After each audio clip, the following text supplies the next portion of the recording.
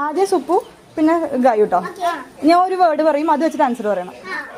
വേർഡല്ല, ഒരു അക്ഷരം പറയും. ലെറ്റർ. ആ അക്ഷരം. ഞാൻ ആദ്യം പറഞ്ഞതാ മാറിപ്പോയത്. ഞാൻ കാന്ന് പറയും. സുപ്പു ഞാൻ അത് വെച്ചിട്ട് മാത്രം ആൻസർ പറയാൻ പാടില്ല. ആ സുപ്പുന്റെ പേരെന്താ?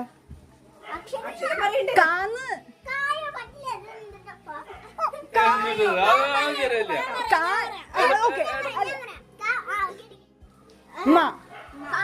പേരെന്താ?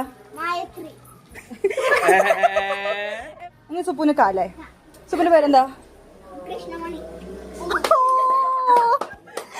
സുപ്പു എത്രാം ക്ലാസ്സിലാ പഠിക്കണേ? ആലോചിക്കാൻ പറ്റില്ല. സ്പീഡില്.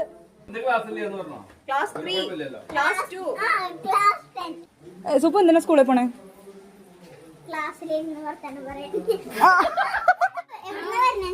എവിടുന്നാ വരണേ? അക്ഷരം പ. സാരംഗ തന്നെ ഇപ്പൊ ഇങ്ങോട്ട് വന്നേ.